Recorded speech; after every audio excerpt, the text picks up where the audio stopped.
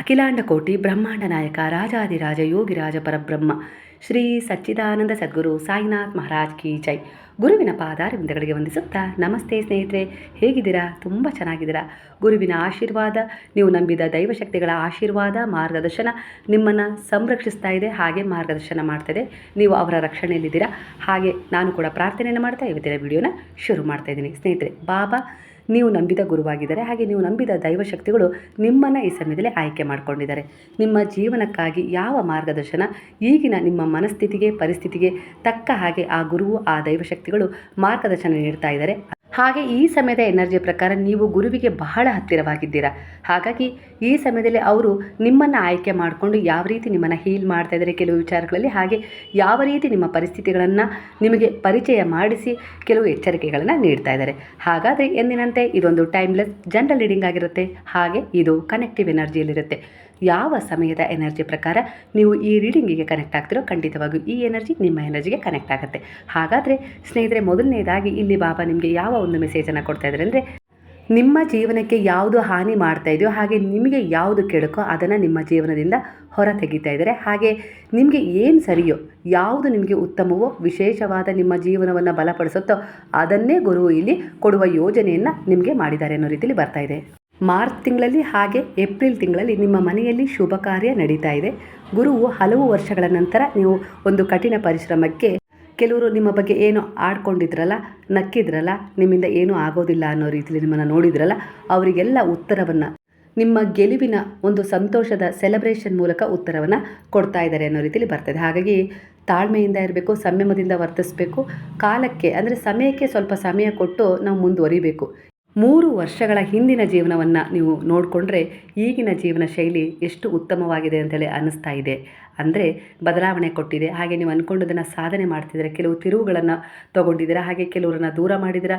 ನಿಮ್ಮ ಜೀವನದಲ್ಲಿ ಯಾವುದು ಒಳ್ಳೆಯದು ಅನ್ನೋದನ್ನು ಅರ್ಥ ಮಾಡ್ಕೊಂಡಿದ್ದೀರಾ. ಅದರ ಆಧಾರದ ಮೇಲೆ ನಿಮ್ಮ ಜೀವನ ಶೈಲಿ ಈಗ ರೂಪುಗೊಂಡಿದೆ. ಅಂದರೆ ಇಲ್ಲಿ ಗುರುವು ನಿಮ್ಮನ್ನು ಹಂತ ಹಂತವಾಗಿ ಮಾರ್ಗದರ್ಶನ ಮಾಡಿದ್ದು, ಹಾಗೆ ನಿಮ್ಮ ಜೀವನದಲ್ಲಿ ಅಳಿಸಲಾಗದಂಥದ್ದು, ಅಂದರೆ ಯಾರು ಕಿತ್ಕೊಳ್ಳೋಕ್ಕಾಗಿರಬಾರ್ದು ಆ ರೀತಿಯಾಗಿ ನಿಮಗೆ ಒಂದು ಯಶಸ್ಸನ್ನು ಇಲ್ಲಿ ಕೊಟ್ಟಿದ್ದಾರೆ. ಒಟ್ಟಾರೆಯಾಗಿ ನಿಮಗೆ ಸಮಾಧಾನವಾಗುವ ರೀತಿಯಲ್ಲಾದರೂ ನೀವು ನಿಮ್ಮ ಶತ್ರುಗಳಿಗೆ, ನಿಮ್ಮನ್ನು ಆಡಿಕೊಂಡು ನಕ್ಕವರಿಗೆ ಉತ್ತರವನ್ನು ಕೊಡ್ತಾ ಇದ್ದೀರಾ. ಅದು ನಿಮ್ಮ ಒಂದು ಸಣ್ಣ ಗೆಲುವಿನ ಒಂದು ಶುಭ ಸಮಾರಂಭದೊಂದಿಗೆ ಅನ್ನೋ ರೀತಿಯಲ್ಲಿ ಬರ್ತದೆ. ಈ ಸಣ್ಣ ಗೆಲುವು ಅವರ ಮನಸ್ಸಲ್ಲಿ ಕಸಿವಿಸಿ ಉಂಟು ಮಾಡ್ತಾ ಇದೆ. ಅವರು ಎಲ್ಲಿದ್ದರೋ ಅಲ್ಲೇ ನಿಂತಿದ್ದಾರೆ. ಆದರೆ ನೀವು ಮಾತ್ರ ಅವರ ನೋವು, ನಿಂದನೆ, ಅವಮಾನ ಎಲ್ಲ ತಗೊಂಡು ಮುಂದೆ ಬೆಳೆದು ಅವರನ್ನೇ ಈಗ ಆ ಶುಭ ಸಮಾರಂಭಕ್ಕೆ ಆಹ್ವಾನ ಕೊಟ್ಟಿದ್ದೀರಾ. ಅದು ತೊಟ್ಟಿಲು ಹಾಕುವ ಸಮಾರಂಭ ಆಗಿರ್ಬೋದು, ಇಲ್ಲಾಂದರೆ ಮನೆ ಗೃಹ ಪ್ರವೇಶ ಆಗಿರ್ಬೋದು, ಮದುವೆಯ ಕಾರ್ಡನ್ನು ಅವ್ರ ಮನೆಗೆ ತಲುಪಿಸಿದ್ದಾಗಿರ್ಬೋದು. ಒಟ್ಟಾರೆಯಾಗಿ ನಿಮ್ಮ ಜೀವನದಲ್ಲಿ ಅಂಥವರನ್ನೇ ನೀವು ಕರೆದಿದ್ದೀರಾ. ಅಂದರೆ ಅವರು ಅನಿವಾರ್ಯವಾಗಿ ನಿಮ್ಮ ಸಂಬಂಧಗಳಲ್ಲಿ ಇದ್ದರು, ಹಾಗಾಗಿ ಅವರನ್ನು ಕರೀಲೇಬೇಕಾಗಿತ್ತು.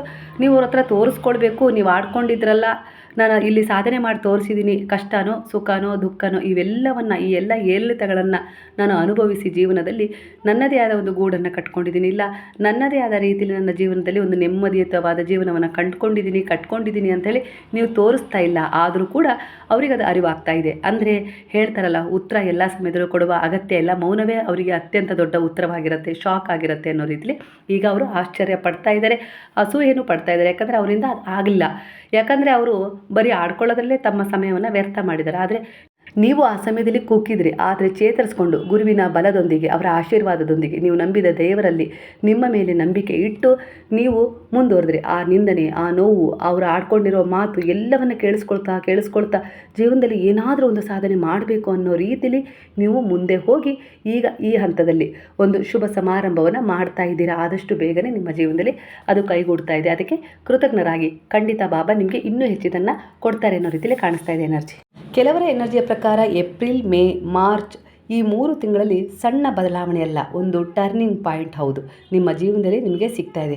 ನಿಮ್ಮ ಜೀವನ ಶೈಲಿ, ನಿಮ್ಮ ಪರಿಶ್ರಮ, ನಿಮ್ಮ ಆತ್ಮವಿಶ್ವಾಸ, ನಿಮ್ಮ ನಂಬಿಕೆ, ನಿಮ್ಮ ಜೀವನದಲ್ಲಿ ಈ 3 ತಿಂಗಳಲ್ಲಿ ಒಂದು ಸುವರ್ಣ ಅವಕಾಶವನ್ನು, ಸಮಯವನ್ನು ಶುರು ಮಾಡಿಸ್ಲಿಕ್ಕೆ ಹೊರಟಿದೆ. ಖಂಡಿತ ಇದು ನಡೆದೇ ತೀರುತ್ತೆ ನಿಮ್ಮ ನಂಬಿಕೆಗೆ ಅನುಸಾರವಾಗಿ. ಇಲ್ಲಿ ನೀವು ನಂಬಿದ ಗುರುವು ನಿಮಗೆ ಎಲ್ಲ ರೀತಿಯ ಸಹಾಯ ಮಾಡ್ತಾ ಇದ್ದಾರೆ. ಕೆಲವೊಂದು ದೇವತೆಗಳನ್ನು ನೀವು ಆರಾಧನೆ ಮಾಡ್ತಾ ಇದ್ದೀರಾ. ಅದು ನಾಗದೇವತೆ ಆಗಿರ್ಬೋದು, ಇಲ್ಲ ದುರ್ಗಾದೇವತೆ ಆಗಿರ್ಬೋದು, ಚೌಡೇಶ್ವರಿ ಆಗಿರ್ಬೋದು, ಇನ್ನು ಯಾವ ದೇವತೆಯನ್ನು ಆರಾಧನೆ ಮಾಡ್ತಿರೋ ನಿಮಗೆ ಸಂಬಂಧಪಟ್ಟಿರುತ್ತೆ. ಯಾಕಂದರೆ ಇದು ಜನರಲ್ ರೀಡಿಂಗ್ ಆಗಿರುತ್ತೆ. ಹಾಗೆ ಆ ದೇವತೆಗಳ ಆಶೀರ್ವಾದದಲ್ಲಿ ಏನೋ ಒಂದು ಬ್ಲಾಕೇಜ್ ಇತ್ತು, ಅಂದರೆ ಅದು ನಿಮ್ಮ ಸಂದೇಹ ಆಗಿತ್ತೋ, ಇಲ್ಲ ಅಂದರೆ ನೀವೇ ಅವಾಗೆಲ್ಲ ಪೂಜೆ ಪುನಸ್ಕಾರಗಳನ್ನು ಮಾಡಿ ಈಗ ಅದರಲ್ಲಿ ಉತ್ಸಾಹ ನಂಬಿಕೆಯನ್ನು ಕಳ್ಕೊಂಡಿದ್ರು ಅಲ್ಲಿ, ಇಲ್ಲವೇ ಯಾರಾದರೂ ನಿಮ್ಮನ್ನು ದಾರಿ ತಪ್ಪಿಸಿದ್ರು, ಒಟ್ಟಾರೆಯಾಗಿ ನಿರಾಸೆಗಳೇ ಸಿಕ್ಕಿತ್ತು, ಇಲ್ಲ ನನ್ನ ಸಮಸ್ಯೆಗಳು ಬಗೆಹರಿದಿಲ್ಲ ಅನ್ನೋ ರೀತಿ ಏನು ಅಂದ್ಕೊಂಡಿದ್ರ, ಅದೆಲ್ಲ ಒಂದು ಭ್ರಮೆಯಾಗಿತ್ತು ನಿಮ್ಮದು. ಆದರೆ ನೀವು ಒಂದು ಸೇವೆ, ಯಾವುದೇ ದೇವಿಯ ಒಂದು ವಿಚಾರದಲ್ಲಾಗಿರ್ಬೋದು, ದೇವರ ವಿಚಾರದಲ್ಲಾಗಿರ್ಬೋದು, ಒಂದು ಸೇವೆ ಮಾಡಿದಿರಾ, ಒಂದು ಪ್ರಾರ್ಥನೆ ಮಾಡಿದಿರಾ ಅಂದರೆ ಖಂಡಿತವಾಗಿಯೂ ಅದರ ಫಲ ನಿಮಗೆ ಸಿಕ್ಕೇ ಸಿಗುತ್ತೆ, ಸಮಯದ ಬದಲಾವಣೆಯೊಂದಿಗೆ. ಆ ಸಮಯಕ್ಕೆ ಸಿಕ್ಕದೇ ಇರ್ಬೋದು, ಆದರೆ ಈ ಸಮಯ ಸಿಗತ್ತೆ ಅನ್ನೋ ರೀತಿಯಲ್ಲಿ ಗುರುವು ಆ ಒಂದು ಬ್ಲಾಕೇಜ್ಗಳನ್ನು ರಿಮೂವ್ ಮಾಡಿದ್ದಾರೆ. ಹೇಗೆ ಅಂದರೆ ನಿಮಗೆ ಕೆಲವು ಶಕ್ತಿಯ ಅರಿವನ್ನು ಮೂಡಿಸಿ, ನೀವು ಮಾಡಿದ್ದು ಯಾವುದೂ ಕೂಡ ವ್ಯರ್ಥ ಆಗಿಲ್ಲ, ಭಗವಂತನಿಗೆ ನೀವು ಏನೇ ಸೇವೆ ಮಾಡಿದರೂ ಕೂಡ, ಅವನ ಹೆಸರಲ್ಲಿ ಏನೇ ಸೇವೆ ಮಾಡಿದರೂ ಕೂಡ ಅದು ಯಾವುದೇ ಕಾರಣಕ್ಕೂ ವ್ಯರ್ಥ ಆಗಿರೋದಿಲ್ಲ. ಅದು ಒಂದು ಫಲದ ರೂಪದಲ್ಲಿ ಒಂದು ಕಡೆ ಇರುತ್ತೆ, ಸರಿಯಾದ ಸಮಯಕ್ಕೆ ನಿಮ್ಮನ್ನು ಅರಸಿ ಬರುತ್ತೆ. ಯಾಕಂದರೆ ಆ ಸಮಯ ಅಂದರೆ ಭಗವಂತ ಏನೇ ಕೊಡಬೇಕಾದ್ರೂ ನಿಮ್ಮನ್ನು ಅದಕ್ಕೆ ಮೊದಲು ಅರ್ಹರಾಗಿಸ್ತಾರೆ, ನಂತರವೇ ಅದನ್ನು ಕೊಡೋದು. ಯಾಕಂದರೆ ಅವ್ರು ಕೊಟ್ಟಿದ್ದನ್ನು ನೀವು ಉಳಿಸ್ಕೊಳ್ಬೇಕು ಅನ್ನೋ ಕಾಳಜಿ. ಯಾಕಂದರೆ ನಾವು ನಮ್ಮ ಮಕ್ಕಳ ಬಗ್ಗೆ ಹೇಗೆ ಕೇರ್ ತಗೊಳ್ತೀವೋ, ನಾವೇನು ಆಸ್ತಿ ಮನೆ ಏನು ಮಾಡಿಟ್ರು ಅದನ್ನು ನಮ್ಮ ಮಕ್ಕಳು ಅದನ್ನು ಉಳಿಸ್ಕೊಳ್ಬೇಕು ಅಂತೇಳಿ ಬಯಸಿ ಅವರಿಗೆ ಒಂದು ಶಿಕ್ಷಣ, ಒಂದು ಸಂಸ್ಕಾರ, ಒಂದು ರೀತಿ ನೀತಿಗಳನ್ನು ಹೇಳ್ಕೊಡ್ತೀರಲ್ಲ, ಅದೇ ಥರ ಇಲ್ಲಿ ಗುರುವು ನಿಮಗೆ, ನೀವು ಏನೊಂದು ಪ್ರಾರ್ಥನೆ ಮಾಡಿದಿರೋ, ಒಂದು ಸೇವೆ ಮಾಡಿದಿರೋ, ಒಂದು ಪೂಜೆ ಮಾಡಿದಿರೋ, ಪ್ರಾಣಿ ಪಕ್ಷಿಗಳಿಗೆ ಒಂದು ಕರುಣೆ ದಯೆ ತೋರಿಸಿ ಸೇವೆ ಮಾಡಿದರು, ಇವೆಲ್ಲದರ ಪುಣ್ಯ ಅವರ ಬಳಿ ಇದೆ. ಅದಕ್ಕೆ ನಿಮ್ಮನ್ನು ಅಂದರೆ ನೀವು ಅದನ್ನು ಪಡ್ಕೊಳ್ಳೋಕ್ಕೆ ಯಾವ ಸಮಯದಲ್ಲಿ ಅದು ನಿಮಗೆ ಸಿಕ್ಕರೆ ನೀವು ಅದನ್ನು ಉಪಯೋಗಿಸ್ಕೊಂಡು ಸರಿಯಾದ ರೀತಿಯಲ್ಲಿ ಇಟ್ಕೊಳ್ತೀರಾ ಅನ್ನೋ ರೀತಿಯಲ್ಲಿ ನಿಮಗೆ ಆ ಸಮಯಕ್ಕೆ ಸರಿಯಾಗಿ ಆ ಭಾಗ್ಯವನ್ನು ಪಡ್ಕೊಳ್ಳೋಕ್ಕೆ ಅರ್ಹರಾಗಿಸಿದ್ದಾರೆ. ಈ ಸಮಯ ಅದು ಉತ್ತಮವಾಗಿದೆ ಅನ್ನೋ ರೀತಿಯಲ್ಲಿ ಈಗಾಗಲೇ ನೀವು ಕೆಲವೊಂದು ವಿಚಾರಗಳಲ್ಲಿ ಅರ್ಹತೆಯನ್ನು ಪಡ್ಕೊಂಡು ಆ ವಿಚಾರಗಳು ನಿಮ್ಮ ಜೀವನದಲ್ಲಿ ನೆರವೇರಿದೆ, ನೀವೀಗ ಕೃತಜ್ಞತಾ ಭಾವದಿಂದ ಆ ಗುರುವಿಗೆ ಇನ್ನೂ ಹೆಚ್ಚಿನ ಮಟ್ಟದಲ್ಲಿ ಸಮರ್ಪಣೆ ಆಗಿದ್ದೀರಾ ಅನ್ನೋ ರೀತಿಯಲ್ಲಿ ಕೆಲವರ ಎನರ್ಜಿಗೆ ಕನೆಕ್ಟ್ ಆದರೆ, ಇನ್ನೂ ಕೆಲವರು ಅದೇ ದಾರಿಯಲ್ಲಿ ಇದ್ದೀರಾ ಅನ್ನೋ ರೀತಿಯಲ್ಲಿ, ಅಂದರೆ ನೀವು ಪಡ್ಕೊಳ್ಳೋದು ನಿಮ್ಮ ಎದುರಿಗಿದೆ, ಅದನ್ನು ತಲುಪುವ ಸಮಯ ಇದಾಗಿದೆ, ನೀವು ತಲುಪ್ತಾ ಇದ್ದೀರಾ, ನಂಬಿಕೆ ಇಡಬೇಕು ಅನ್ನೋ ರೀತಿಯಲ್ಲಿ ಬರ್ತಾ ಇದೆ. ಕೆಲವೊಂದು ಸಾರಿ ಈ ದೈವಿಕ ರಕ್ಷಣೆಯ ಒಂದು ಉತ್ತಮವಾದ ಆಶೀರ್ವಾದವನ್ನು ನೀವು ಎಲ್ಲೋ ನಿಮ್ಮ ಚಿಕ್ಕ ಪುಟ್ಟ ತಪ್ಪುಗಳಿಂದ ಕಳೆದುಕೊಳ್ತಾ ಇದ್ದೀರಾ. ನಿಮ್ಮ ದೈವಿಕ ಕವಚವನ್ನು ಕಾಪಾಡಿಕೊಳ್ಳಿ ಅನ್ನೋ ರೀತಿಯಲ್ಲಿ ಬರ್ತದೆ. ದೈವಿಕ ಶಕ್ತಿಯ ಅಸಮಾಧಾನಕ್ಕೆ, ಅಸಂತೋಷಕ್ಕೆ ಕಾರಣ ಆಗಿರುವ ಕೆಲವು ವಿಚಾರಗಳನ್ನು ನೀವು ಸರಿಪಡಿಸ್ಕೊಳ್ಬೇಕು. ಅಂದರೆ ಅದರಲ್ಲಿ ಮೊದಲನೇದಾಗಿ ಅಶಿಸ್ತು, ನಿಮ್ಮ ಜೀವನ ಶೈಲಿ ಸ್ವಲ್ಪ ಅಶಿಸ್ತನ್ನು ತೋರಿಸ್ತಾ ಇದೆ. ಇಲ್ಲಿ ಮನೆಯಲ್ಲಿ ಸ್ವಚ್ಛತೆಯ ಕೊರತೆ ಇರ್ಬೋದು, ಇಲ್ಲ ಜೊತೆಯಲ್ಲಿ ಮನದಲ್ಲೂ ಕೂಡ ಕೆಲವು ನಕಾರಾತ್ಮಕ ಇಲ್ಲ ಅಶುದ್ಧಿಯ ವಿಚಾರಗಳಿರ್ಬೋದು, ಇಲ್ಲ ಅದು ಆಗುತ್ತೋ ಇಲ್ಲೋ ಅನ್ನೋ ರೀತಿಯಲ್ಲಿ ಸಂದೇಹನೂ ಇರ್ಬೋದು, ಇಲ್ಲ ಅಂದರೆ ಕೆಲವೊಂದು ಸಾರಿ ಪಾಸಿಟಿವ್ ಆಗಿರ್ತೀರಿ, ಕೆಲವೊಂದು ಸಾರಿ ನೆಗೆಟಿವ್ ಆಗಿ ಯೋಜನೆ ಮಾಡ್ತೀರಾ, ಅದು ಆಗಿರ್ಬೋದು. ಅಂದರೆ ಈ ದಾರಿ ತುಂಬ ಕಠಿಣ, ಹಾಗಾಗಿ ಏನಾದರೂ ಶಾರ್ಟ್ಕಟ್ ತಗೊಳ್ಳೋಣ ಅನ್ನೋ ರೀತಿಯಲ್ಲೂ ಕೂಡ ಕೆಲವು ಯೋಜನೆಗಳು ಮಾಡಿರಬಹುದು. ಆಧ್ಯಾತ್ಮಿಕ ಆಚರಣೆಯನ್ನು ಸ್ವಲ್ಪ ಕಡಿಮೆ ಮಾಡಿದ್ದೀರಾ ಅನ್ನೋ ರೀತಿಯಲ್ಲಿ, ಅಂದರೆ ಆಧ್ಯಾತ್ಮಿಕ ಏನು ಹೇಳುತ್ತೆ ಅಂದರೆ ಅದು ಒಳ್ಳೆಯದನ್ನೇ ತೋರಿಸುತ್ತೆ, ಒಳ್ಳೆಯ ದಾರಿ ಅದು. ಅದರಲ್ಲಿ ಏನಾದರೂ ಸ್ವಲ್ಪ ಉತ್ಸಾಹವನ್ನು ಕಡಿಮೆ ಮಾಡ್ಕೊಂಡಿರ್ಬೋದು, ಸಂದೇಹ ಪಟ್ಟು ಅನ್ನೋ ರೀತಿಯಲ್ಲೂ ಕೂಡ ಇಲ್ಲಿ ತೋರಿಸ್ತಾ ಇದೆ. ಕೆಲವು ಬಾರಿ ನಿಮ್ಮ ಗುರು ಹಿರಿಯರ ಮಾತುಗಳನ್ನು ನಿರಾಕರಣೆ ಮಾಡಿ ಕೂಡ ತಪ್ಪು ನಿರ್ಧಾರಗಳನ್ನು ತಗೊಂಡಿದ್ದೀರಾ. ಪಿತೃಗಳಿಗಾಗಿ ಮಾಡುವ ಆಚರಣೆಯಲ್ಲಿ ಕಾರಣ ಹೇಳಿ ಅಲ್ಲಿ ನೀವು ಹೋಗದೇ ಇರೋದು ಕೂಡ ಕೆಲವೊಂದು ನೋವಿಗೆ ನಿಮಗೆ ಕಾರಣ ಮಾಡಿಸ್ತಾ ಇದೆ ಅನ್ನೋ ರೀತಿಯಲ್ಲಿ ಬರ್ತಾ ಇದೆ. ನೀವೇನು ಒಂದು ಒಳ್ಳೆಯದನ್ನು ಪಡ್ಕೊಳ್ಬೇಕೋ, ಇಲ್ಲ ನಿಮ್ಮ ಭಾಗ್ಯದಲ್ಲಿರೋದನ್ನೇ ನೀವು ಪಡ್ಕೊಳ್ಬೇಕು, ಇಲ್ಲ ನಿಮ್ಮ ಪೂಜೆ ಪುನಸ್ಕಾರ ಒಂದು ಒಳ್ಳೆಯ ವಿಚಾರಗಳಿಗೆ ನಿಮಗೆ ಸಿಗಬೇಕಾಗಿರೋ ಫಲ ವಿಳಂಬ ಆಗ್ತಾ ಇರೋದಕ್ಕೂ ನಿಮ್ಮ ಪಿತೃಗಳಿಗಾಗಿ ನೀವು ಯಾವ ಸೇವೆ ಮಾಡಬೇಕೋ ಅದರಲ್ಲಿ ಕಾರಣ ಹೇಳಿ ತಪ್ಪಿಸಿಕೊಳ್ತಾ ಇದ್ದೀರಾ. ಇಲ್ಲ ಅಂದರೆ ಆ ವಿಚಾರವನ್ನು ಭ್ರಮೆ ಅನ್ನೋ ರೀತಿಯಲ್ಲಿ ಉದಾಸೀನತೆ ತೋರಿಸ್ತಾ ಇದ್ದೀರಾ ಕೆಲವು ವಿಚಾರಗಳಲ್ಲಿ ಅನ್ನೋ ರೀತಿಯಲ್ಲೂ ಕೂಡ ಇಲ್ಲಿ ಕಾಣಿಸ್ತಾ ಇದೆ. ಇಲ್ಲವೇ ಬೇರೆಯವರ ಜೀವನ ಶೈಲಿ ನೋಡಿ ಪದೇ ಪದೇ ದುರ್ಬಲತೆಗೆ ಜಾರ್ತಾ ಇದ್ದೀರಾ ಅನ್ನೋದು ಕೂಡ ಇಲ್ಲಿ ಕಾಣಿಸ್ತಾ ಇದೆ. ಇಲ್ಲ ಈಗೋ ಕೂಡ ಹರ್ಟ್ ಮಾಡ್ತಾ ಇರ್ಬೋದು, ನಾನು ಅನ್ನೋ ಭಾವ ನಿಮ್ಮನ್ನು ಎಲ್ಲೋ ಒಂದು ರೀತಿಯಲ್ಲಿ ಕೆಳಮಟ್ಟಕ್ಕೆ ಇಳಿಸ್ತಾ ಇರ್ಬೋದು. ನಾನೇ ಸರಿ ಅಂತೇಳಿ ನೀವು ಹೇಳ್ತಾ ಇದ್ದೀರಾ, ಅವರೇ ಸರಿ ಅಂತೇಳಿ ಅವ್ರು ಅಂದ್ಕೊಳ್ತಾ ಇದ್ದಾರೆ. ವಾದ ವಿವಾದ ಮಾಡೋದ್ರಿಂದ ಎದುರಿಗಿರೋರಿಗೆ ನೀವು ಸದರ ಆಗೋದ್ರ ಜೊತೆಗೆ ನಿಮ್ಮ ಬೆಲೆ, ನಿಮ್ಮ ಗೌರವವನ್ನು ನೀವೇ ಅವರೆದುರಿಗೆ ಕಳ್ಕೊಳ್ತಾ ಇದ್ದೀರಾ. ಹಾಗಾಗಿ ಇದನ್ನು ಸಮನ್ವಯವಾಗಿ ಎಲ್ಲಾದರೂ ಒಂದು ಪ್ರಶಾಂತವಾದ ಜಾಗಕ್ಕೆ ಹೋಗಿ ಸ್ವಲ್ಪ ಹೊತ್ತು ಒಬ್ರಿಗೊಬ್ರು ಸಮಯ ಕೊಟ್ಟು ನೀವು ಪರಸ್ಪರವಾಗಿ ಮಾತನಾಡಿಕೊಳ್ಳಿ. ಜೀವನದ ಕೆಲವು ವಾಸ್ತವ ಸತ್ಯಗಳನ್ನು ಚರ್ಚೆ ಮಾಡಿ, ಖಂಡಿತ ಏನಾದರೂ ಪರಿವರ್ತನೆ ಸಿಗ್ಬೋದು ಅನ್ನೋ ರೀತಿಯಲ್ಲೂ ಕೂಡ ಕಾಣಿಸ್ತಾ ಇದೆ. ಗುರು ಈ ರೀತಿ ನಿಮಗೆ ಒಂದು ಸಂದೇಶವನ್ನು ಅಂದರೆ ಸಜೆಷನ್ ಕೊಡ್ತಾ ಇದ್ದಾರೆ. ಇಲ್ಲಿ ನಿಮ್ಮ ಜೀವನದಲ್ಲಿ ಕೆಲವು ಶತ್ರುಗಳು ಕೂಡ ಇದ್ದಾರೆ ಅನ್ನೋ ರೀತಿಯಲ್ಲಿ ಕಾಣಿಸ್ತಾ ಇದೆ. ಅವರು ದೂರದಲ್ಲಿನ ಶತ್ರುವಲ್ಲ, ನಿಮ್ಮ ಹತ್ತಿರದ ಶತ್ರುಗಳು. 3 ಥರದ ಹಿತಶತ್ರುಗಳನ್ನು, ದ್ರೋಹಿಗಳನ್ನು ಇಲ್ಲಿ ಸೂಚಿಸ್ತಾ ಇದೆ. ಇಲ್ಲಿ ಇವರನ್ನು ಗುರುತಿಸುವುದು, ಅವರ ವಿಚಾರಗಳನ್ನು ಹೇಗೆ ಇಗ್ನೋರ್ ಮಾಡೋದನ್ನು ಗುರುತಿಸುವುದು ನಿಮಗೆ ಅಸಾಧ್ಯ ಅಲ್ಲ, ಸಾಧ್ಯ. ಸಂಭವ, ಅದು ಅಸಂಭವ ಅಲ್ಲ. ಯಾಕಂದರೆ ಗುರುವಿನ ಶರಣದಲ್ಲಿದ್ದೀರ, ಗುರುವು ನಿಮಗೆ ಅದರ ಸಮರ್ಥತೆಯನ್ನು ಕೊಟ್ಟಿದ್ದಾರೆ. ಅಂದರೆ ಆ ರೀತಿಯ ಒಂದು ವಿಚಾರಗಳಲ್ಲಿ ನೀವು ಸತರ್ಕರಾಗಿರ್ತೀರ.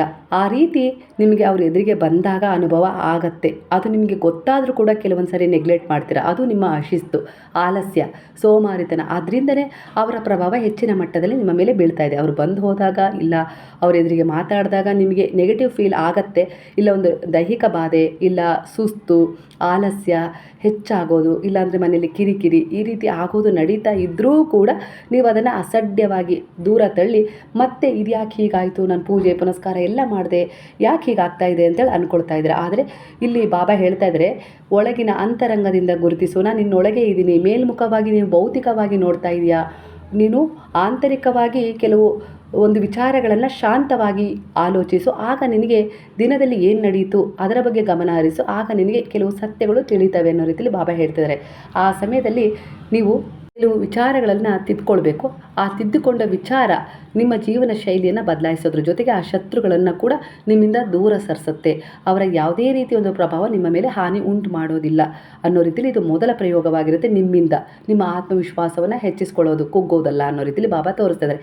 ನಂತರ ಕೆಲವು ಪರಿಹಾರಗಳನ್ನು ನೀವು ಮಾಡಿಕೊಂಡ್ರೆ ಅದು ಕೂಡ ನಿಮಗೆ ಸಪೋರ್ಟಿಂಗ್ ಆಗಿ ಕೆಲಸ ಮಾಡುತ್ತೆ. ಈ 3 ಥರದ ದ್ರೋಹಿಗಳು, ಈ ಶತ್ರುಗಳು ನಿಮ್ಮ ಬೆಳವಣಿಗೆಗೆ ತುಂಬ ಅನವಶ್ಯಕ ಸಮಸ್ಯೆಗಳನ್ನು ಎದುರಾಗಿಸ್ತಾ ಇದ್ದಾರೆ. ಆ 3 ಜನ ಯಾರು ಅನ್ನುವ ಕೆಲವು ಸೂಚನೆಯಲ್ಲಿ ನಿಮಗೆ ಸಿಗುತ್ತೆ.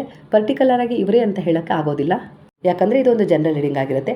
ನಿಮಗೀಗ ಗುರುವಿನ ಮಾರ್ಗದರ್ಶನ ಬಲ ಇರೋದ್ರಿಂದ ನೀವು ಅವರ ಒಂದು ವಿಚಾರಗಳನ್ನು ಗುರುತಿಸಲು ಶಕ್ತರಾಗಿದ್ದೀರಾ ಅನ್ನೋ ರೀತಿಯಲ್ಲೂ ಕೂಡ ಕಾಣಿಸ್ತಾ ಇದೆ. ಮೊದಲನೇದಾಗಿ ಆ ಶತ್ರುಗಳಲ್ಲಿ ನಿಮ್ಮ ರಕ್ತ ಸಂಬಂಧಿಗಳು ಇದ್ದಾರೆ ಅನ್ನೋ ರೀತಿಯಲ್ಲೂ ಕೂಡ ಕಾಣಿಸ್ತಾ ಇದೆ. ಅದರಲ್ಲೂ ಒಂದು ಹೆಣ್ಣು, ಹಾಗೆ ನಿಮ್ಮ ಗಂಡನ ಅಥವಾ ಹೆಂಡತಿಯ ಸಂಬಂಧಕರಿಂದ ನಿಮ್ಮ ಮೇಲೆ ಅಪಪ್ರಚಾರ, ಇಲ್ಲವೇ ನಿಮ್ಮ ಒಂದು ಉತ್ತಮ ಬಾಂಧವ್ಯ, ಇಲ್ಲ ಸರಳವಾಗಿದ್ದರೂ ಉತ್ತಮ ಜೀವನ ಶೈಲಿ, ಸಂತೋಷದ ಒಂದು ಜೀವನ ಶೈಲಿಯನ್ನು ಕಂಡು ಅವರು ಎಲ್ಲೋ ಒಂದು ರೀತಿಯಲ್ಲಿ ಅದರ ಮಧ್ಯೆ ಪ್ರವೇಶ ಮಾಡಲಿಕ್ಕೆ ಬಯಸ್ತಾ ಇದ್ದಾರೆ. ಇದರಲ್ಲಿ ಕೆಲವು ಜನ ಗಂಡಸರಿದ್ದರೂ ಕೂಡ ಅವರು ಆ ಹೆಣ್ಣಿನ ಸಹಾಯವನ್ನು ತಗೊಳ್ತಾ ಇದ್ದಾರೆ. ಯಾಕಂದರೆ ಅವರೇ ನಿಮ್ಮ ಮನೆಗೆ ಪ್ರವೇಶ ಮಾಡಲಿಕ್ಕೆ ಬರೋದಿಲ್ಲ, ನಿಮ್ಮ ಜೀವನದ ಮಧ್ಯೆ ಬರಲಿಕ್ಕೆ ಆಗೋದಿಲ್ಲ. ಹಾಗಾಗಿ ಆ ಹೆಣ್ಣನ್ನು ಪದೇ ಪದೇ ನಿಮ್ಮ ಹತ್ರ ಕಳಿಸೋದಾಗಿರ್ಬೋದು, ನಿಮ್ಮ ವಿಚಾರಗಳನ್ನು, ಸ್ವಂತ ವಿಚಾರಗಳನ್ನು ತಿಳ್ಕೊಳ್ಳೋದು, ನಿಮ್ಮ ಸುತ್ತಮುತ್ತ ಹೇಗೆ ವಾತಾವರಣ ಇದೆ ಅನ್ನೋದನ್ನು ಗಮನಿಸಲಿಕ್ಕೆ ಕಳಿಸ್ತಾ ಇದ್ದಾರೆ. ಅದರ ಸಹಾಯದಿಂದ ಅವರು ನಿಮ್ಮ ಜೊತೆ ಹಾನಿ ಮಾಡಲಿಕ್ಕೆ ಪ್ರಯತ್ನ ಪಡ್ತಾ ಇದ್ದಾರೆ ಅನ್ನೋ ರೀತಿಯಲ್ಲಿ ಕೂಡ ಕಾಣಿಸ್ತಿದೆ. 3ನೇವರು ಹೇಗೆ ಅಂದರೆ ನಿಮ್ಮ ಜೊತೆಯೇ ಇರ್ತಾರೆ. ಅವರು ನಿಮ್ಮ ಜೊತೆಯೇ ಇದ್ದು ನಿಮ್ಮ ಒಳ್ಳೆಯತನವನ್ನು ಸ್ವಾರ್ಥಕ್ಕಾಗಿ ಬಳಸ್ಕೊಂಡು, ನಿಮ್ಮನ್ನು ಉಪಯೋಗಿಸ್ಕೊಂಡು ನಿಮ್ಮ ಬಗ್ಗೆ ವಿಷ ಕಾರುವ ಸ್ವಭಾವ, ಇಂಥವರನ್ನು ನೀವೀಗಾಗಲೇ ಗುರುತಿಸಿದ್ದೀರಾ. ನಿಮ್ಮ ಮಧ್ಯೆಯೇ ಒಳ್ಳೆಯವರಾಗಿದ್ದು ಈ ಥರ ನಿಮಗೆ ನಿಮ್ಮ ಸುತ್ತಮುತ್ತ ಇರುವ ಕೆಲವೊಂದು ವಿಚಾರಗಳನ್ನು ತಿಳ್ಕೊಂಡು ನಿಮ್ಮ ಮೇಲೆ ಒಂದು ನಕಾರಾತ್ಮಕ ಪ್ರಭಾವವನ್ನು ಬೀರಲಿಕ್ಕೆ ಪ್ರಯತ್ನ ಪಡ್ತಾ ಇದ್ದಾರೆ. ಆದರೆ ಇಲ್ಲಿ ಗುರುವಿನ ಶರಣದಲ್ಲಿ ನೀವು ಇರೋದ್ರಿಂದ ಇಲ್ಲಿ ನಿಮಗೆ ಗುರುವು ಸತರ್ಕರಾಗಿಸ್ತಾ ಇದ್ದಾರೆ. ಅಂದರೆ ಕೆಲವೊಂದು ಸಾರಿ ಅಸಡ್ಡೆ ತೋರಿದ್ರು ಈ ವಿಚಾರಗಳಲ್ಲಿ ತಕ್ಷಣವೇ ನಿಮಗೆ ಗೊತ್ತಾಗುತ್ತೆ. 1 ದಿನ 2 ದಿನ ಕಳೆದಿರುತ್ತೆ. ನಂತರ ಹೀಗೆ ಯಾಕೆ ಆಯಿತು ಅಂಥೇಳಿ ಯೋಚಿಸ್ಬೇಕಾದ್ರೆ ಏನೆಲ್ಲ ಆಯಿತು ಅಂಥೇಳಿ ನೀವು ಆವಾಗ ಶಾಂತವಾಗಿ ಕುಳಿತು ಒಂದು ಸ್ವಲ್ಪ ಯೋಚಿಸ್ತೀರ. ಅದು ಬಾಬಾರವರನ್ನು ಪ್ರಾರ್ಥನೆ ಮಾಡ್ಕೊಳ್ಳೋಂಥ ಸಂದರ್ಭದಲ್ಲಿ, ಧ್ಯಾನ ಮಾಡೋ ಸಂದರ್ಭದಲ್ಲಿ ಆ ವಿಚಾರಗಳು, ಇಲ್ಲ ಮಲಗಿದಂಥ ಸಮಯದಲ್ಲಿ, ಇಲ್ಲ ಬೆಳಗಿನ ಜಾವದಲ್ಲಿ ಅದು ನಿಮಗೆ ನೆನಪಿಗೆ ಬಂದು ಕೆಲವೊಂದು ವಿಚಾರಗಳಲ್ಲಿ ನಿಮಗೆ ಅದು ಸರಿ ಅಂತ ಹೇಳಿ ಅನ್ನಿಸ್ತದಲ್ಲ, ಆಗ ನೀವು ಬೇಗನೆ ಸಚೇತರಾಗ್ತೀರ. ನಾನು ಹೀಗಿರಬಾರ್ದು, ಆ ವಿಚಾರಗಳನ್ನು ನೆಗ್ಲೆಕ್ಟ್ ಮಾಡಬೇಕು, ಅವರನ್ನು ದೂರ ಇಡಬೇಕು, ಯಾವುದೇ ರೀತಿಯ ಹಾನಿ ಆಗಬಾರ್ದು ಅನ್ನೋ ರೀತಿಯಲ್ಲಿ ಮತ್ತೆ ಗುರುವಿನಲ್ಲಿ ಶರಣಾಗಿ ಮತ್ತೆ ಯಾವುದಾದ್ರೂ ರೀತಿಯಲ್ಲಿ ಒಂದು ಒಂದು ಮಂತ್ರ ಜಪಿಸೋದಾಗಿರ್ಬೋದು, ಒಂದು ಪೂಜೆ, ಒಂದು ಪ್ರಾರ್ಥನೆ, ಈ ರೀತಿಯಲ್ಲಿ ನಿಮ್ಮ ಜೀವನ ಶೈಲಿನ ಮತ್ತೆ ತೊಡಗಿಸ್ಕೊಂಡು ಹೀಲ್ ಮಾಡ್ಕೊಳ್ತೀರಾ. ಅಲ್ಲಿಗೆ ಗುರುವು ನೀವು ಯಾವಾಗೆಲ್ಲ ನಂಬಿಕೆ ಕಳ್ಕೊಳ್ತೀರೋ, ಯಾವಾಗೆಲ್ಲ ಕೆಲವೊಂದು ನಿರಾಸೆ, ಕೊರಗಿನಿಂದ, ಅಶಿಸ್ತಿನ ಜೀವನದ ಕಡೆ ಗಮನ ಹರಿಸ್ತೀರೋ, ಆಗೆಲ್ಲ ನಿಮಗೆ ಒಂದು ಸಣ್ಣ ಪೆಟ್ಟಾದರೂ ಕೊಟ್ಟು, ಇಲ್ಲ ಒಂದು ಸೂಚನೆಗಳನ್ನಾದರೂ ಕೊಟ್ಟು ನಿಮಗೆ ಮತ್ತೆ ಸರಿದಾರಿ ತೋರಿಸ್ತಾರೆ. ಹೀಗಿರಬಾರ್ದು, ಇದು ತಪ್ಪು, ಎಲ್ಲೋ ಒಂದು ರೀತಿಯಲ್ಲಿ ನೀನು ಆ ಒಂದು ಶತ್ರುಗಳ ನಕಾರಾತ್ಮಕ ಪ್ರಭಾವಕ್ಕೆ ಒಳಗಾಗಿದೆಯಾ, ನನ್ನ ಶರಣದಲ್ಲಿದ್ದರೂ ಕೂಡ ನಿನಗೆ ಎಲ್ಲೋ ಒಂದು ರೀತಿಯಲ್ಲಿ ಸಂದೇಹ ಪಟ್ಟು ಅವರ ಒಂದು ಎನರ್ಜಿಯನ್ನು ನಿನ್ನ ಮೇಲೆ ತಗೊಂಡಿದೆಯಾ ಅನ್ನೋ ರೀತಿಯಲ್ಲಿ ಮತ್ತೆ ಕೆಲವು ಸೂಚನೆಗಳನ್ನು ಶಾಂತವಾದ ಸಮಯದಲ್ಲಿ, ನೀವು ಶಾಂತವಾಗಿರಬೇಕು ಅಂಥ ಸಮಯದಲ್ಲಿ ಆ ಸೂಚನೆಗಳನ್ನು ಕೊಡುವುದರ ಮೂಲಕ ನೀವು ಕೆಲವು ತಿರುವುಗಳನ್ನು ತಗೊಂಡು ಮತ್ತೆ ಸರಿದಾರಿಯಲ್ಲಿ ನಡೆಯುವಂತೆ ಪದೇ ಪದೇ ಮಾಡ್ತಾಯಿದ್ದಾರೆ. ಹಾಗೆ ಅಲ್ವಾ, ಮಕ್ಕಳು ಪದೇ ಪದೇ ಒಂದು ದಾರಿಯಲ್ಲಿ ಹೋಗಬೇಕಾದ್ರೆ ಇಲ್ಲೋ ಒಂದು ಕಡೆ ಬೀಳೋದು ಮಾಡ್ತಾನೇ ಇರ್ತಾರೆ. ಅವರು ಸರಿಯಾಗಿ ನಡೆಯೋದನ್ನು ಕಲಿಯುವವರೆಗೂ ಬೀಳ್ತಾನೆ ಇರ್ತಾರೆ. ಆದರೆ ನಾವು ಅವರಿಗೆ ಸರಿಯಾಗಿ ನಡೆಯೋ ಅಭ್ಯಾಸ ಆಗೋವರೆಗೂ ಅವರಿಗೆ ಸಪೋರ್ಟಿವ್ ಆಗಿ ನಿಲ್ತೀವಲ್ವ, ಅದೇ ಕೆಲಸ ಈಗ ಗುರುವು ನಿಮ್ಮ ಪರವಾಗಿ ಮಾಡ್ತಾ ಇದ್ದಾರೆ ಅನ್ನೋ ರೀತಿಲಿ ಬರ್ತಾ ಇದೆ. ನೀವು ಅವರ ಎನರ್ಜಿಗೆ ಹೇಗೆ ಕನೆಕ್ಟ್ ಆಗಿದ್ದೀರಲ್ಲ, ಅವರ ಶರಣದಲ್ಲಿ ಹೋಗಿಬಿಟ್ಟಿದ್ದೀರಾ, ಹೋಗಿ ಹೇಳಿದ್ದೀರಾ, ಬಾಬಾ ನನ್ನಿಂದ ತಪ್ಪಾಗುತ್ತೋ ಸರಿಯಾಗುತ್ತೋ ಅದು ಕೆಲವೊಂದು ಸರಿ ನನಗೆ ಗೊತ್ತೇ ಆಗೋದಿಲ್ಲ ಬಾಬಾ, ಆದರೆ ನೀವು ಮಾತ್ರ ನನ್ನ ಜೊತೆಗಿರಬೇಕು, ನೀವು ನನ್ನನ್ನು ಕೈ ಬಿಡಬಾರ್ದು, ನಾನು ಕೆಲವೊಂದು ಸರಿ ತಪ್ಪು ಮಾಡಿದರೂ ಕೂಡ ನೀವು ನನ್ನನ್ನು ಸರಿದಾರಿಗೆ ತರಬೇಕು, ನಾನೇನಾದರೂ ತಪ್ಪಾದ ನಿರ್ಧಾರ ತೊಗೊಂಡ್ರೆ ಅದನ್ನು ಸರಿಯಾದ ನಿರ್ಧಾರವಾಗಿ ಬದಲಾಯಿಸಬೇಕು. ಹಾಗೆ ನನ್ನ ಮೇಲೆ ಯಾರೇ ನಾನು ನಕಾರಾತ್ಮಕವಾಗಿ ಯೋಚಿಸುವಂಥ ಸಂದರ್ಭದಲ್ಲಿ ಕೆಟ್ಟ ದೃಷ್ಟಿಯನ್ನು ಬೀರಿದರೂ ಕೂಡ ಆಗ ನೀವೇ ನನಗೆ ಎಲ್ಲ ರೀತಿಯಲ್ಲೂ ಸಹಾಯ ಮಾಡಬೇಕು ಅಂತೇಳಿ ನೀವು ಪ್ರಾರ್ಥನೆ ಇಟ್ಟಿದ್ದೀರಲ್ಲ, ಅದಕ್ಕೆ ಗುರುವು ಸ್ಪಂದಿಸಿ ಈ ರೀತಿಯಾಗಿ ಸಹಾಯ ಮಾಡ್ತಾಯಿದ್ದಾರೆ. ನೀವು ಅವ್ರ ಮೇಲೆ ಸಂದೇಹ ಪಡ್ಬೋದು, ಸ್ವಲ್ಪ ತಡ ಆಯಿತು ಅಂಥೇಳಿ ಅವರ ಆಶೀರ್ವಾದದ ಮೇಲೆ ಸಂದೇಹ, ಕೃಪೆಯ ಮೇಲೆ ಸಂದೇಹ ತೋರ್ಬೋದು. ಆದರೆ ನೀವು ಅವರಲ್ಲಿ ಪ್ರಾರ್ಥನೆ ಇಟ್ಟು ಗುರುವಿನ ಮೇಲೆ ನಿಮ್ಮ ಭಾರವನ್ನು ಭರಿಸಿದ್ದೀರ ಅಂದರೆ ಅವರು ಯಾವುದೇ ಕಾರಣಕ್ಕೂ ಅವರ ಜವಾಬ್ದಾರಿ, ಅವರ ಕರ್ತವ್ಯಗಳಿಂದ ಅವರು ಹಿಂದೆ ಸರಿಯೋದಿಲ್ಲ. ಯಾಕಂದರೆ ನೀವು ಅವರ ಅಂಶ, ಅಂದರೆ ಆ ಭಗವಂತನ ಅಂಶ ನಾವಾಗಿದ್ದೀವಿ, ಈ ಬ್ರಹ್ಮಾಂಡದ ಒಂದು ಕಣ ನಾವಾಗಿದ್ದೀವಿ ಅಂದರೆ ಅವರಿಗೆ ಅವ್ರು ಕೊಟ್ಟ ಮಾತಿನ ಮೇಲೆ ನಂಬಿಕೆ ಇರುತ್ತೆ. ನಾವೇ ಆ ಗುರುವಿನ ಮೇಲೆ ಏನೆಲ್ಲ ಒಟ್ಟು ಭರವಸೆ ಇಟ್ಟು ನಂಬಿಕೆ ಇಟ್ಟು ಶರಣಾಗಿರ್ತೀವೋ ಕೆಲವೊಂದು ಸಾರಿ ಕೊರತೆಗಳು, ನಿರಾಸೆಗಳು ಆ ಮಾತುಗಳನ್ನು ಮರೆಸಿರ್ತವೆ.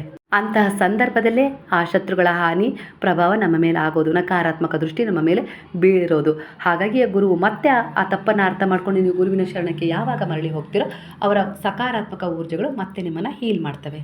ಈ ಮೂರನೇ ಶತ್ರುಗಳು ಆಗಾಗ ನಿಮ್ಮ ಸಂಪರ್ಕಕ್ಕೆ ಬರ್ತಾನೆ ಇರ್ತಾರೆ. ಅದು ಫೋನ್ ಮೂಲಕ ಆಗಿರ್ಬೋದು, ಇಲ್ಲ ನಿಮ್ಮ ಮನೆ ಹತ್ರ ಬರೋದಾಗಿರ್ಬೋದು, ಇಲ್ಲ ಯಾರನ್ನಾದರೂ ನಿಮ್ಮ ಮನೆ ಹತ್ರ ಕಳಿಸಿ ನಿಮ್ಮ ವಿಚಾರಗಳನ್ನು ತಿಳ್ಕೊಳ್ಳೋದಾಗಿರ್ಬೋದು ಮಾಡ್ತಾ ಇರ್ತಾರೆ. ಆದರೆ ನೀವು ಅವ್ರ ಹತ್ರ ಅಂದರೆ ಆ ಥರ ನಿಮಗೆ ಅವ್ರ ಮೇಲೆ ಅನುಮಾನ ಬಂದ ಕ್ಷಣ ನಿಮ್ಮ ಒಳ ಮನಸ್ಸು ನಿಮಗೆ ಸರಿಯಾದ ಒಂದು ಮಾರ್ಗದರ್ಶನ ಮಾಡ್ತಾ ಇದೆ. ಯಾಕಂದರೆ ಆ ಗುರುವು ನಿಮ್ಮೊಳಗಿದ್ದಾರೆ, ಅವರು ಹೇಳ್ತಾ ಇದ್ದಾರೆ ಈ ವ್ಯಕ್ತಿ ಸರಿಯಲ್ಲ, ನಿನ್ನ ವೈಯಕ್ತಿಕ ವಿಚಾರ, ಗುಪ್ತ ವಿಚಾರ, ಇಲ್ಲ ಅಂದರೆ ನೀವು ಏನಾದರೂ ಒಂದು ಯೋಜನೆ ಹಾಕ್ಕೊಂಡಿದ್ದೀರಾ ಅಂದರೆ, ಇಲ್ಲ ಏನು ಮಾಡಬೇಕು ಅಂತೇಳಿ ಏನೋ ಒಂದು ವಿಚಾರದಲ್ಲಿ ಮುಂದುವರಿಬೇಕು ಅಂತೇಳಿ ಯಾವೆಲ್ಲ ಒಂದು ರೀತಿಯಲ್ಲಿ ಸಿದ್ಧತೆ ಮಾಡ್ಕೊಂಡಿದ್ದೀರಲ್ಲ ಆ ವಿಚಾರವನ್ನು ಅವರ ಬಳಿ ಹೇಳಬೇಡ ಅನ್ನೋ ರೀತಿಲಿ ನಿಮ್ಮ ಒಳ ಮನಸ್ಸು ನಿಮಗೆ ಹೇಳುತ್ತೆ. ಆತ್ಮದ ಕೂಗದು. ನೀವು ಶಾಂತವಾಗಿದ್ದಾಗ ಅದನ್ನು ಕೇಳಿಸ್ಕೊಳ್ಬೋದು.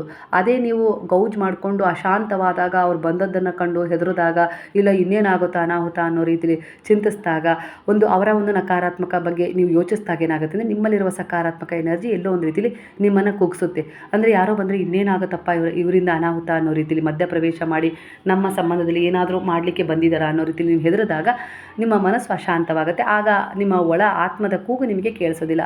ಇಂಥ ಸಂದರ್ಭದಲ್ಲಿ ಕೂಡ ಕೆಡಕಾಗ್ಬಿಡುತ್ತೆ ಅವರಿಂದ. ಹಾಗಾಗಿ ನೀವು ಅಂಥವ್ರು ಅಂತೇಳಿ ನಿಮ್ಮ ಸುಳಿವು ಸಿಗುತ್ತೆ, ಈಗಾಗಲೇ ಸಿಕ್ಕಿದೆಯಲ್ಲ, ಆಗ ನೀವು ಶಾಂತವಾಗಿರಬೇಕು. ನಿಮ್ಮ ಒಳ ಮನಸ್ಸು ಏನು ಹೇಳುತ್ತೆ ಬಾಬಾರವರ ಸ್ಮರಣೆ ಮಾಡಿ. ಆಗ ನಿಮ್ಮ ಒಳ ಮನಸ್ಸು ಅವರ ಹತ್ರ ನಿಮ್ಮ ಯಾವುದೇ ರೀತಿ ಸ್ವಂತ ವಿಚಾರ, ಹಾಗೆ ನಿಮ್ಮ ಏನಾದರೂ ತೀರ್ಮಾನ ತೊಗೊಂಡಿದ್ದರೆ ಆ ವಿಚಾರಗಳನ್ನ ಹೇಳಬಾರ್ದು ಅಂತ ಹೇಳಿ ಅನಿಸಿದ ತಕ್ಷಣ ಒಂದೇ ಮಾತಿಗೆ ಅದು ಒಂದೇ ಒಂದು ಕ್ಷಣ ಚಮತ್ಕಾರದ ರೂಪದಲ್ಲಿ ಹೇಳಿ ಹೋಗ್ಬಿಡುತ್ತೆ. ಅದರ ಬಗ್ಗೆ ನೀವು ಗಮನ ಹರಿಸಿ. ಯಾಕಂದರೆ ನೆಗೆಟಿವ್ ಎನರ್ಜಿನೂ ಹೇಗಿರುತ್ತೆ ಅಂದರೆ ಹೇಳ ಎಲ್ಲದನ್ನೇ ಹೇಳ್ಕೊಂಡ್ಬಿಡ್ಲಾ ಅನ್ನೋ ರೀತಿಯಲ್ಲಿ ಅನಿಸುತ್ತೆ. ಆದರೆ ಪಾಸಿಟಿವ್ ಎನರ್ಜಿ ಒಂದೇ ಕ್ಷಣ ಬೇಡ ಅಂತ ಹೇಳಿ ಹೋಗಿರುತ್ತೆ. ಆ ಬೇಡ ಅನ್ನೋದ್ರ ಬಗ್ಗೆನೇ ನೀವು ಬಹಳ ಫೋಕಸ್ ಮಾಡಿ ಅವರ ಹತ್ರ ಆ ರೀತಿ ಯಾವುದೇ ರೀತಿ ಒಂದು ವಿಚಾರವನ್ನು ನೀವು ಹೇಳ್ಕೊಳ್ಬೇಡಿ. ಅವ್ರು ಬಂದ ತಕ್ಷಣ ನೀವು ಸತರ್ಕರಾಗಿರಿ, ಮೌನವಾಗಿರಿ, ಎಷ್ಟು ಬೇಕೋ ಅಷ್ಟು ಮಾತನಾಡಿ. ಶತ್ರುವೇ ಬಂದರೂ ಮನೆಗೆ ಒಂದು ಲೋಟ ನೀರು ಕೊಡಬೇಕು, ಉಪಚರಿಸಬೇಕು ಅನ್ನತ್ತೆ. ಹಾಗಾಗಿ ನೀವು ಅದೇ ಥರ ಅವರಿಗೆ ಏನು ಬೇಕೋ ಆ ಥರ ಅತಿಥಿ ಸತ್ಕಾರ ಮಾಡಿ. ಆದರೆ ನಿಮ್ಮ ಸ್ವಂತ ವಿಚಾರಗಳನ್ನು, ನಿಮ್ಮ ಮನೆಯ ಕೆಲವು ತೀರ್ಮಾನ ತೆಗೆದುಕೊಂಡಿರೋ ವಿಚಾರಗಳನ್ನು ಯಾವುದನ್ನು ಕೂಡ ಶೇರ್ ಮಾಡಬೇಡಿ.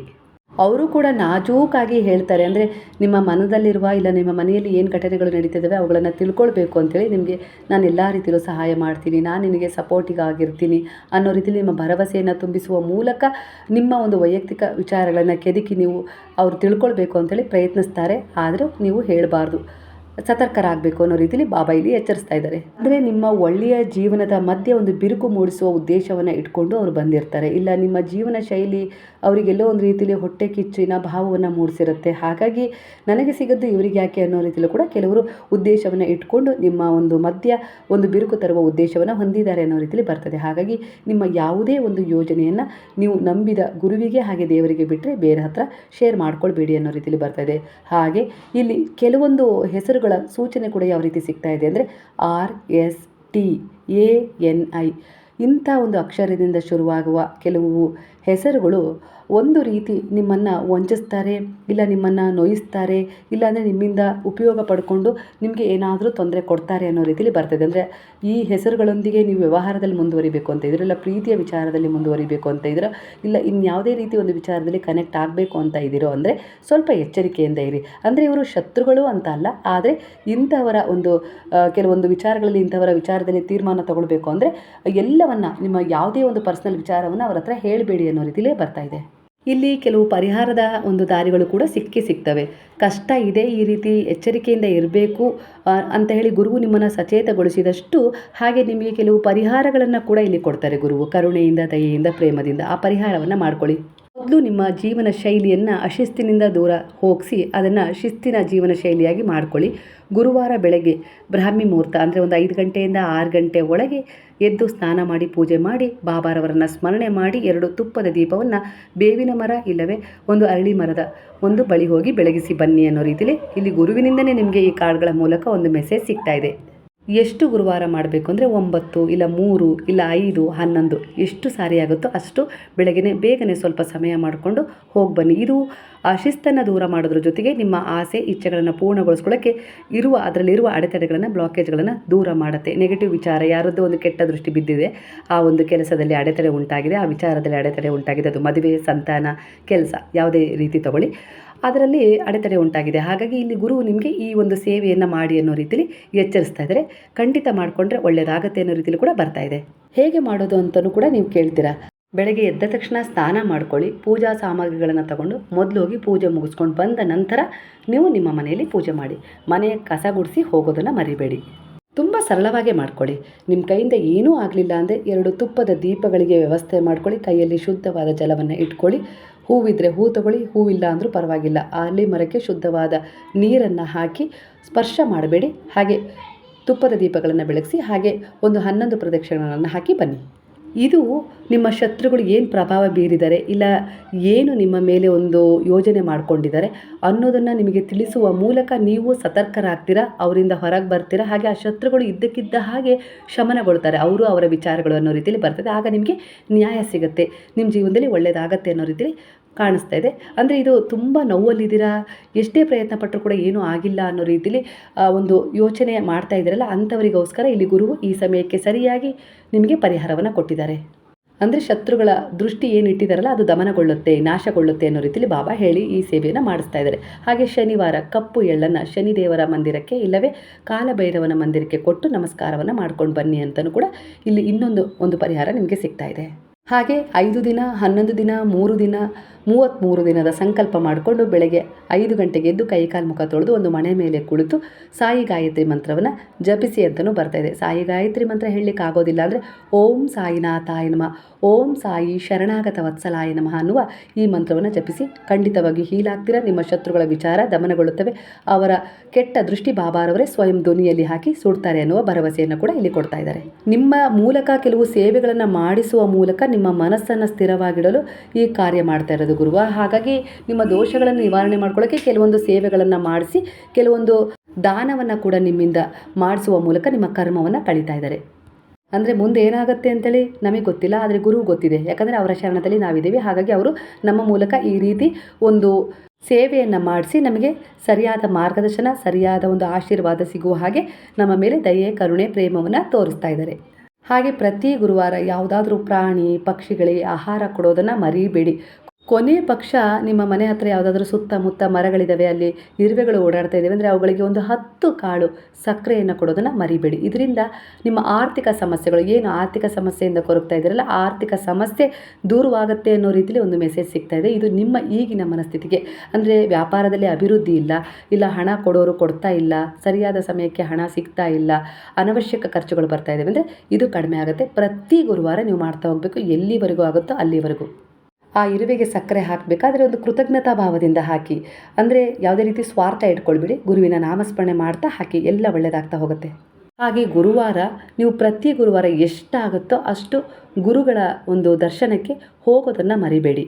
ಗುರುಗಳ ದೇವಸ್ಥಾನ ಇಲ್ಲ ಅಂದರೆ ನಿಮ್ಮ ಊರಲ್ಲಿ ಯಾವ ಒಂದು ಶಿವ ಮಂದಿರ ಇದೆಯಾ, ಕಾಲಭೈರೇಶ್ವರನ ಮಂದಿರ ಇದೆಯಾ, ದುರ್ಗಾದೇವಿಯ ಮಂದಿರ ಇದೆಯಾ, ಅಲ್ಲಿಗೆ ಹೋಗೋದನ್ನು ಮರಿಬೇಡಿ. ಯಾಕಂದರೆ ನೀವು ಅಲ್ಲಿಗೆ ಹೋಗೋದ್ರಿಂದ ನಿಮ್ಮ ಎನರ್ಜಿ ಅಂದರೆ ನಿಮ್ಮ ಒಂದು ಪಾಸಿಟಿವ್ ಎನರ್ಜಿಯ ಮೇಲೆ ಯಾರಾದರೂ ಒಂದು ಟಾಕ್ಸಿಕ್ ಎನರ್ಜಿಯನ್ನು ಹಾಕಿದ್ದಾರೆ ಅಂದರೆ ಆ ಎನರ್ಜಿಯನ್ನು ರಿಮೂವ್ ಮಾಡ್ಕೊಳ್ಳೋಕ್ಕೆ ಇರೋದು ಇದೇ ಒಂದು ಶಕ್ತಿಯ ಸ್ಥಾನ. ಅಂದರೆ ಅಲ್ಲಿ ನೀವು ಹೋದರೆ ನಕಾರಾತ್ಮಕತೆ ದೂರವಾಗಿ ನಿಮ್ಮ ಬ್ಯಾಟ್ರಿ ಮತ್ತು ಸಕಾರಾತ್ಮಕವಾಗಿ ಚಾರ್ಜ್ ಆಗುತ್ತೆ. ಯಾಕಂದರೆ ಒಂದು ನೆಗೆಟಿವ್ ಎನರ್ಜಿಯನ್ನು ಹೀರಿಕೊಳ್ಳೋದು ಮತ್ತು ಸಕಾರಾತ್ಮಕ ಎನರ್ಜಿಯನ್ನು ನಮಗೆ ಕೊಡೋ ಒಂದು ಶಕ್ತಿ ಇರೋದು ದೇವಸ್ಥಾನಗಳ ಒಂದು ಸುತ್ತ ಪ್ರಾಂಗಣಕ್ಕೆ ಅಲ್ಲಿರುವ ಶಕ್ತಿಯ ದೇವತೆಗೆ. ಹಾಗಾಗಿ ಅದು ಗುರುವೇ ಆಗಿರ್ಬೋದು, ನೀವು ಇಷ್ಟಪಟ್ಟ ಯಾವುದೇ ದೇವರ ಮಂದಿರಕ್ಕಾದರೂ ಹೋಗ್ಬೋದು. ಗುರುವಿನ ಬಳಿ ಹೋಗೋದಾದರೆ ಬರಿಗೈಯಲ್ಲಿ ಹೋಗಬೇಡಿ. ಏನಾದರೂ ಸ್ವಲ್ಪ ಹಣ್ಣು ಇಲ್ಲ ಬಾಳೆಹಣ್ಣನ್ನು ತಗೊಂಡೋಗಿ ಕೆಲವು ಎಚ್ಚರಿಕೆಗಳನ್ನು ಕೊಡೋದ್ರ ಜೊತೆಗೆ ಕೆಲವು ಮಾರ್ಗದರ್ಶನವನ್ನು ಕೊಟ್ಟು ನೀವು ಹೇಗಿರಬೇಕು ಅಂತೇಳಿ ಇಲ್ಲಿ ಗುರು ತೋರಿಸೋದ್ರ ಜೊತೆಗೆ ನಿಮಗೆ ದಾರಿಯನ್ನು, ಅದ್ರ ಜೊತೆಗೆ ಯಾವೆಲ್ಲ ದೇವಶಕ್ತಿಗಳ ಆಶೀರ್ವಾದವನ್ನು ನೀವು ಈಗಾಗಲೇ ಸಂಪಾದನೆ ಮಾಡಿದ್ದೀರಾ ಅವುಗಳು ಒಂದು ಬ್ಲಾಕ್ ಎನರ್ಜಿಯಲ್ಲಿ ನಿಂತಿದ್ದಾವೆ ಅಷ್ಟೇ. ಅದು ಸಂದೇಹ ಆಗಿರ್ಬೋದು, ಇಲ್ಲ ನಿಮ್ಮ ಅಶಿಸ್ತಾಗಿರ್ಬೋದು, ಇಲ್ಲ ನಿಮ್ಮ ನಿರಾಸೆ ಕೊರಗುಗಳ ಮಧ್ಯೆ ಯಾವುದೂ ಆಗೋದಿಲ್ಲ ಬಿಡು, ನನ್ನ ಹಣೆ ಬರ ಇಷ್ಟೇ ಇರೋದು ಅನ್ನೋ ರೀತಿಯಲ್ಲಿ ನೀವು ಒಪ್ಕೊಂಡದ್ದಾಗಿರ್ಬೋದು. ಅದರಿಂದ ಆ ಎನರ್ಜಿ ಅಲ್ಲೇ ನಿಂತಿದೆ. ಆದರೆ ಗುರು ನಿಮ್ಮ ಜೀವನದ ಮೇಲೆ ಕರುಣೆ ತೋರಿದ ಮೇಲೆ, ಅವ್ರು ಬಂದ ಮೇಲೆ ನಿಮ್ಮ ಜೀವನ ಶೈಲಿ ಬದಲಾಗಿದೆ. ಹಾಗಾಗಿ ಈಗ ನೀವೇನು ಹಿಂದೆ ಏನೆಲ್ಲ ಮಾಡಿದಿರಲ್ಲ ಒಳ್ಳೆಯ ಕೆಲಸಗಳು ಕರ್ಮಗಳು, ಅದಕ್ಕೆ ಫಲ ಕೊಡಿಸಲು ಗುರುವು ತೀರ್ಮಾನ ಮಾಡಿರೋದ್ರಿಂದಲೇ ನಿಮ್ಮ ಜೀವನದಲ್ಲಿ ಕೆಲವು ಅಡ್ಡಿ ಆತಂಕಗಳನ್ನು ಸಂದೇಹಗಳನ್ನು ದೂರ ಮಾಡಿಸುವ ಮೂಲಕ, ನಿಮ್ಮ ದೋಷಗಳನ್ನು ಕಳೆದುಕೊಳ್ಳಲು ನಿಮಗೆ ಸಹಾಯ ಮಾಡುವ ಮೂಲಕ ನಿಮ್ಮನ್ನು ಒಂದು ಆ ದೈವಿ ಶಕ್ತಿಗಳ ಆಶೀರ್ವಾದವನ್ನು ಸ್ವೀಕರಿಸಲು ಅರ್ಹರಾಗಿದ್ದಾರೆ. ಹಾಗಾಗಿ ಅದನ್ನು ನೀವು ಈ ಸಮಯದಲ್ಲಿ ಪಡ್ಕೊಳ್ತೀರಾ. ಅಂದರೆ ನೀವು ಯಾವ ದೇವರನ್ನು ಪೂಜೆ ಮಾಡ್ತಿದ್ದೀರೋ ಅದು ನಿಮಗೆ ಫಲ ಕೊಡುತ್ತೆ. ಪ್ರತಿ ಶನಿವಾರ ಆಂಜನೇಯ ಸ್ವಾಮಿ ದೇವಸ್ಥಾನಕ್ಕೆ ಹೋಗ್ತಾಯಿದ್ದೀರಾ, ಖಂಡಿತವಾಗಿ ಭಯ ನಿವಾರಣೆ ಆಗುತ್ತೆ, ಶತ್ರುಗಳು ಕೂಡ ನಿವಾರಣೆ ಆಗ್ತಾರೆ. ಹಾಗೆ ಪ್ರತಿ ಗುರುವಾರ ಬಾಬಾರವರ ಮಂದಿರಕ್ಕೆ ಹೋಗ್ತಾಯಿದ್ದೀರಾ, ಜ್ಞಾನ ಸಿಗುತ್ತೆ, ಗುರುವಿನ ಬಲ ಸಿಗುತ್ತೆ. ಅದರಿಂದ ಸಂತಾನ, ಅಭಿವೃದ್ಧಿ, ಒಳ್ಳೆಯ ಕೆಲಸ, ಉತ್ತಮವಾಗಿದ್ದು ಎಲ್ಲದೂ ನಿಮಗೆ ಗೌರವ ಸ್ಥಾನಮಾನ ಸಿಗುತ್ತೆ ಅನ್ನೋ ರೀತಿಯಲ್ಲಿ ಬರ್ತಾ ಇದೆ. ಹಾಗೆ ಗಣಪತಿಯ ದೇವಸ್ಥಾನಕ್ಕೆ ಹೋಗ್ತಿದ್ದೀರಾ, ಏನೇ ಕೆಲಸ ಮಾಡ್ತಾ ಇದ್ದೀರಿ ಅಂದರೆ ಅದರಲ್ಲಿ ಯಾವುದೇ ರೀತಿ ವಿಘ್ನಗಳು ಇನ್ನು ಮುಂದೆ ಬರೋದಿಲ್ಲ ಅನ್ನೋ ರೀತಿ ಸೂಚನೆ ಕೂಡ ಸಿಗ್ತಾ ಇದೆ ಇಲ್ಲಿ. ಹಾಗೆ ದುರ್ಗಾದೇವಿ, ನಾಗದೇವತೆ, ಇಲ್ಲ ನಾಗರ ಕಲ್ಲಿಗೆ ಪೂಜೆ ಮಾಡಿದ್ದೀರಾ, ಇಲ್ಲ ಚೌಡೇಶ್ವರಿ ದೇವರಿಗೆ ಹೋಗ್ತಾ ಇದ್ದೀರಾ, ಇನ್ಯಾವುದೇ ರೀತಿ ನಿಮ್ಮ ಕುಲದೇವರಿಗೆ ಹೋಗಿ ಬರ್ತಾ ಇದ್ದೀರಾ, ಯಾವುದೇ ರೀತಿ ಒಂದು ದೇವರ ಎನರ್ಜಿ ಬ್ಲಾಕ್ ಆಗಿತ್ತಲ್ಲ ಆ ಎನರ್ಜಿಯನ್ನು ಅಂದರೆ ಅದನ್ನು ಪಡ್ಕೊಳ್ಳೋಕ್ಕೆ ಏನು ದೋಷಗಳು ಕಾಡ್ತಾ ಇದ್ವೋ, ಇಲ್ಲ ಅಲ್ಲಿ ಯಾರೋ ಒಂದು ಅಡೆತಡೆಯನ್ನು ಮಾಡಿದ್ರು, ಇಲ್ಲ ನಿಮ್ಮ ಸಂದೇಹವೇ ಕೊರಗುಗಳೇ ಅಡೆತಡೆ ಮಾಡಿತ್ತಲ್ಲ ಅದನ್ನು ಗುರುವು ಇಲ್ಲಿ ಯಾವ ರೀತಿ ರಿಲೀಫ್ ಮಾಡಿದ್ದಾರೆ, ರಿಮೂವ್ ಮಾಡಿದ್ದಾರೆ ಅಂದರೆ ಆ ಎನರ್ಜಿಯನ್ನು ನೀವು ಅದನ್ನು ಪಡ್ಕೊಳ್ಳೋಕ್ಕೆ ಅಂದರೆ ನಿಮ್ಮ ಭಾಗ್ಯದಲ್ಲಿ ಏನಿದೆಯೋ ಅದು ಪಡ್ಕೊಳ್ಳೋಕ್ಕೆ ನೀವು ಅರ್ಹರು. ಆದರೆ ನಿಮಗೆ ಅಲ್ಲಿ ಹೇಗೆ ಹೋಗಿ ಅದನ್ನು ಪಡ್ಕೊಳ್ಬೇಕು ಅನ್ನೋದು ಗೊತ್ತಿರಲಿಲ್ಲ. ಅದನ್ನು ಇಲ್ಲಿ ಕಲಿಸಿದ್ದಾರೆ. ನಿಮ್ಮ ಮೂಲಕ ಅನೇಕ ರೀತಿಯ ಒಳ್ಳೆಯ ಉದ್ದೇಶದ ಕರ್ಮಗಳನ್ನು ಮಾಡಿಸುವ ಮೂಲಕ ನಿಮ್ಮನ್ನು ಹೀಲ್ ಮಾಡಿ ಆ ದೈವೀ ಶಕ್ತಿಗಳ ಆಶೀರ್ವಾದವನ್ನು ಪಡೆದುಕೊಳ್ಳಲು ನಿಮಗೆ ಸಹಾಯ ಮಾಡಿದ್ದಾರೆ ಅನ್ನೋ ರೀತಿಯಲ್ಲಿ ಇಲ್ಲಿ ಬರ್ತಾ ಇದೆ. ಹಾಗಾಗಿ ಗುರುವಿದ್ರೇ ಜೀವನದಲ್ಲಿ ನಮಗೆ ಬೆಳಕು ಅನ್ನೋದು ಸಿಗೋದು. ನೀವು ಯಾವೆಲ್ಲ ರೀತಿಯಲ್ಲಿ ಒಂದು ಪುಣ್ಯ ಸಂಪಾದನೆಯನ್ನು ಮಾಡಿರ್ತೀರಲ್ಲ ಅದು ಎಲ್ಲೋ ಒಂದು ರೀತಿಯಲ್ಲಿ ಬ್ಲಾಕ್ ಆಗಿರುತ್ತೆ. ಹಾಗಾಗಿ ಅದನ್ನು ನೀವು ಹೇಗೆ ಪಡ್ಕೊಳ್ಬೇಕು ಅನ್ನೋದಕ್ಕೆ ಒಂದು ದಾರಿ ದೀಪವಾಗಿ ಗುರುವೇ ನಿಮ್ಮ ಜೀವನದಲ್ಲಿ ಬಂದಿದ್ದಾರೆ ಅನ್ನೋ ರೀತಿಯಲ್ಲಿ ವಿಚಾರ ರೆಸಲ್ಟ್ ಆಗ್ತದೆ. ಹಾಗಾಗಿ ತಾನೇ ಹಿರಿಯರು ಹೇಳಿರೋದು ಗುರುವಿನ ಗುಲಾಮನಾಗುವ ತನಕ ದೊರೆಯದಣ್ಣ ಮುಕುತಿ ಅಂತೇಳಿ. ಸ್ನೇಹಿತರೆ, ಈಗ ಬಾಬಾರವರನ್ನು ಗುರುವನ್ನು ಅರ್ಥ ಮಾಡ್ಕೊಂಡಿದ್ದೀರಾ, ಆ ಗುರು ಮುಖೇನ ನಿಮ್ಮ ಜೀವನವನ್ನು ಹೊಸ ಅಧ್ಯಾಯವನ್ನು ಶುರು ಮಾಡಿದರೆ ಖಂಡಿತ ನಿಮ್ಮ ಜೀವನ ಶೈಲಿ ಬದಲಾಗೋದ್ರ ಜೊತೆಗೆ ನೀವು ಉತ್ತಮವಾದ ನಿಮ್ಮ ಆತ್ಮದ ಉದ್ದೇಶವನ್ನು ನೆರವೇರಿಸಿಕೊಂಡು ಉತ್ತಮವಾದ ಭವಿಷ್ಯವನ್ನು ಹೊಂದುತ್ತೀರಾ. ಸುಂದರವಾದ ಭವಿಷ್ಯವನ್ನು ನೀವು ರೂಪಿಸ್ಕೊಳ್ಳೋಕ್ಕೆ ಸಮರ್ಥರಾಗಿದ್ದೀರಾ. ಅಸಮರ್ಥತೆ ಅನ್ನೋದಿಲ್ಲ, ಅಸಂಭವ ಅನ್ನೋದಿಲ್ಲ, ಎಲ್ಲವೂ ಸಂಭವ ಅನ್ನೋ ರೀತಿಯಲ್ಲಿ ಗುರುವು ನಿಮ್ಮನ್ನು ಈಗ ಸಮರ್ಥರಾಗಿಸ್ತಾ ಇದ್ದಾರೆ, ಅಂತ ಆತ್ಮವಿಶ್ವಾಸವನ್ನು ತುಂಬಿಸ್ತಾ ಇದ್ದಾರೆ ಅನ್ನೋ ರೀತಿಯಲ್ಲಿ ಬರ್ತದೆ. ಗುರು ಬಂದ ಮೇಲೆ ನಿಮ್ಮ ಜೀವನದಲ್ಲಿ ಅತ್ಯಧಿಕವಾದ ಬಲ ಬಂದಿದೆ. ಅದಕ್ಕೆ ಸಾಕ್ಷಿ ನೀವೇ ಆಗಿದ್ದೀರಾ. ಖಂಡಿತವಾಗಿ ಈ ವಿಚಾರ ಸತ್ಯವಾಗಿದ್ದರೆ ಕೃತಜ್ಞತಾ ಭಾವದಿಂದ ಸಾಯಿರಾಮ್ ಅಂತ ಹೇಳಿ ಕಮೆಂಟ್ ಮಾಡೋದನ್ನು ಮರಿಬೇಡಿ. ಹಾಗಾದರೆ ಎಲ್ಲರೂ ಸೇರಿ ಹೇಳೋಣ, ಹರೇ ರಾಮ ರಾಮ ರಾಮ ಹರೇ ಹರೇ, ಹರೇ ಕೃಷ್ಣ ಕೃಷ್ಣ ಕೃಷ್ಣ ಹರೇ ಹರೇ, ಹರೇ ಸಾಯಿ ಸಾಯಿ ಸಾಯಿ ಹರೇ ಹರೇ, ಹರೇ ಬಾಬಾ ಬಾಬಾ ಬಾಬಾ ಹರೇ ಹರೇ.